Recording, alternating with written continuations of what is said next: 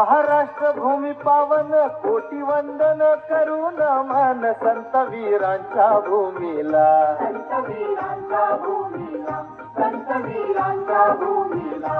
इथे इतिहास खरा घडला, नमन त्या पवित्र मातीला, नमन त्या पवित्र मातीला, नमन त्या पवित्र मातीला. महाराष्ट्राच्या अद्वैत इतिहासाची सुरुवात ही वारकरी संप्रदायाच्या उगमापासून होते आणि त्याची मुळे ही ज्ञानेश्वर माऊलींच्या कार्यापासून रुजलेली आहे. तर माऊलींनी असे काय केले चला पाहू. धर्मक्षेत्रे कुरुक्षेत्रे. अरे दुष्टा, तू या सामान्य माणसाने गीता ऐकवतोस? संभट, गीता ही तर परमेश्वराचीच वाणी, त्यावर तर सर्वांचाच अधिकार. मग असा भेद का? मुळीच नाही. गीतेवर केवळ धर्मगुरूंचाच अधिकार आहे. हे उठा रे इथून. ज्ञानेश्वर माऊलींचा प्रभाव हा येणाऱ्या सर्व संतांच्या मनात घर करत होता. यात संत एकनाथांची भारुडे, संत नामदेवांचे गीतामृत आणि जगद्गुरू संत तुकोबा महाराजांचे अभंग. याच दरम्यान परकीयांचे आक्रमण वाढत होते, रयतेचे हाल होत होते, ते मंदिर उद्ध्वस्त करत होते, संतांना त्रास देत होते. शेवटी संत मवाळत. आता यांना कोण वाचवणार? या दुर्बल समाजाची रक्षा कोण करणार? या माजलेल्या जनावरांना कोण येशन घालणार? चला पाहू.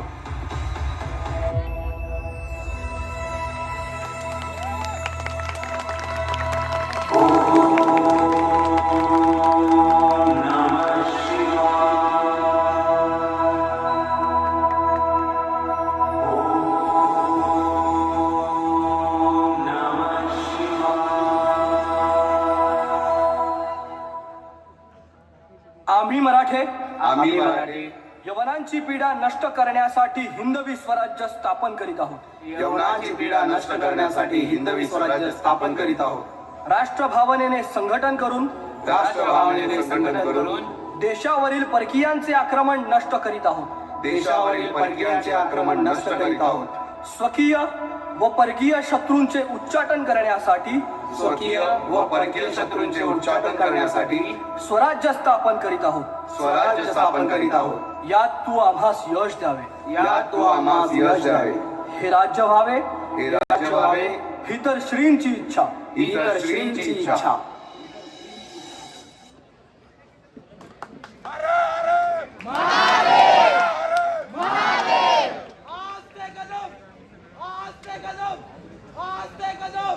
महाराज, गणपती, भूपती, प्रजापती, सुवर्णरत्न श्रीपती, अष्टावधान जागृत, अष्टप्रधान वेष्टित, न्यायालंकार मंडित, शस्त्रास्त्र शास्त्र पारंगत, राजनीती धुरंधर, प्रौढ प्रताप पुरंदर, क्षत्रिय कुलावतंस, सिंहासनाधीश्वर, महाराजाधिराज, श्रीमंत श्री छत्रपती शिवाजी महाराज की जय. जिथं स्पीकर आहे ना त्याच्या तिकडे उभा आहे. दिसलो का? शिवरायांच्या स्वराज्यात अनेक मंदिरांचा जीर्णोद्धार केला गेला, विविध धर्मांचा आदर केला गेला, स्वराज्याची स्थापना झाली, संतांच्या भक्तीला तलवारीची साथ भेटली आणि असेच एके दिवशी हा रयतेचा राजा रयतेला पोरका करून गेला. स्वराज्याची नीव पोकळी होत गेली. शत्रूंचा थैमान परत वाढला. आता त्याला आळा कोण घालणार? त्याच वेळी या वाघाच्या छाव्याने स्वराज्य रक्षणाचा वारसा पुढे चालू ठेवला आणि हाच शिवबांचा छावा म्हणजे छत्रपती संभाजी महाराज. मावळ्यांनो, आजचा हा क्षण सोपा नाही. आज आपल्या समोर औरंगजेबाची क्रूर सेना उभी आहे. तो औरंगजेब आपल्या स्वराज्यावर संकट आणायला निघाला आहे. पण एक लक्षात ठेवा, आपण फक्त मावळे नाही आहोत, आपण शिवरायांचे मावळे आहोत. आपल्या रक्तात मातृभूमीसाठी मरायचं बळ आहे. औरंगजेबाच्या तलवारीत ताकद आहे पण त्याच्या मनगटात नाही. त्याच्याकडे फौज आहे पण त्याच्या सैनिकाच्या छातीत भीती आहे. मावळ्यानं शत्रू मोठा आहे पण भीतीला जागा नाही. आज आपल्याला लढायचं आहे पण फक्त तलवारीने नाही तर धैर्याने, चातुर्याने आणि आत्मविश्वासाने. तो औरंगजेब आपल्याला संपवायचं स्वप्न बघत आहे पण आपल्याला त्या स्वप्नाची राख करायचं आहे. जय भवानी, जय भवानी, नमो पार्वती पते.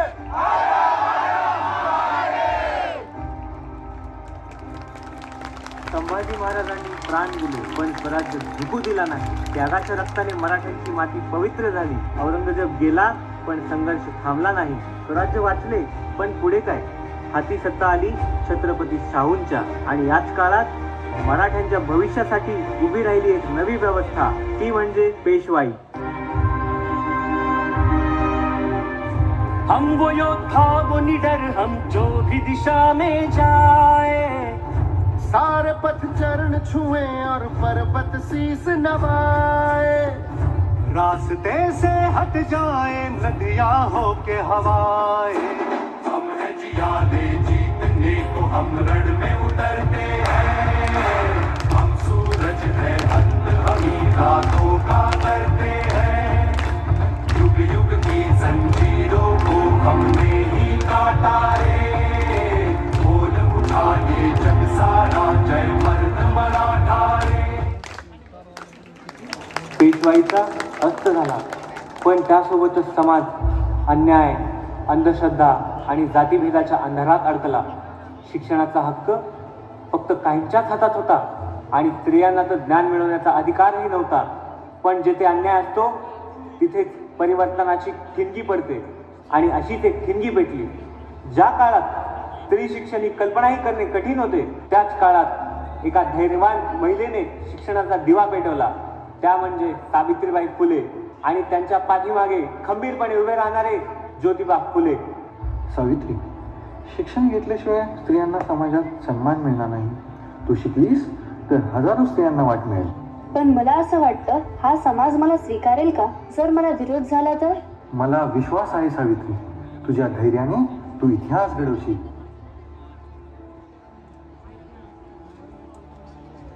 मुलींनो, तुम्ही घाबरू नका. शिक्षण घेणे हा आपला अधिकार आहे. जोपर्यंत समाजातील स्त्रिया शिक्षित नसतील तोपर्यंत त्या समाजाची आणि देशाची प्रगती होणे अशक्य आहे. त्यामुळे त्यासाठी मला कितीही त्रास सहन करावा लागला तरीही स्त्रियांना शिकवण्याचे हे कार्य मी करतच राहणार. सावित्रीबाईंनी शिक्षणाचा दिवा पेटवला, समाजाला अज्ञानाच्या अंधारातून बाहेर काढले. पण स्वातंत्र्य अजूनही दूर होते. इंग्रजांचे राज्य वाढत होते आणि भारत मातेला गुलामीच्या साखळदंडाने जखडले होते. आणि या गुलामीतून देशाला मुक्त करण्यासाठी उठला एक आवाज, एक तेजस्वी नेता ज्यांनी भारतीयांच्या हृदयात स्वातंत्र्याची ज्वाला पेटवली. होय, ते म्हणजे लोकमान्य टिळक. बंधूंनो, इंग्रजांच्या जुलमी राजवटीला आता उत्तर द्यायची वेळ आली आहे. फक्त शिक्षण, याचना आणि शांतीने स्वातंत्र्य मिळत नाही. जोपर्यंत आपण स्वराज्यासाठी लढणार नाही तोपर्यंत स्वातंत्र्य येणार नाही. बाल गंगाधर टिळक, तुम्हाला ब्रिटिश सरकारविरुद्ध कारवाई केल्याबद्दल अटक करण्यात येते. स्वराज्य हा आपला जन्मसिद्ध हक्क आहे आणि तो आपण मिळवणारच. जर आपला देश जागा झाला, आपल्या लोकांमध्ये स्वाभिमान आला तर इंग्रजांचा पराभव निश्चितच आहे. महाराष्ट्र ही कर्तृत्ववान लोकांची भूमी आहे, जिथे अनेक महान व्यक्तिमत्व जन्माला आले. ही भूमी लोकमान्य टिळक, डॉक्टर बाबासाहेब आंबेडकर, सावित्रीबाई फुले, महाराणी ताराबाई, राजमाता जिजाबाई आणि स्वातंत्र्यवीर सावरकर यांच्यासारख्या व्यक्तिमत्वांची आहे. येथे शेतकरी आपल्या मेहनतीचे अन्न पिकवतात आणि भारतीय सैनिक पराक्रम गाजवतात. यशवंतराव चव्हाण, बाळासाहेब ठाकरे आणि शरद पवार यांच्यासारखे थोर नेतेही याच भूमीत उभे राहिले. अशा पराक्रमाच्या वारशाला आम्ही कोटी कोटी नमन करतो.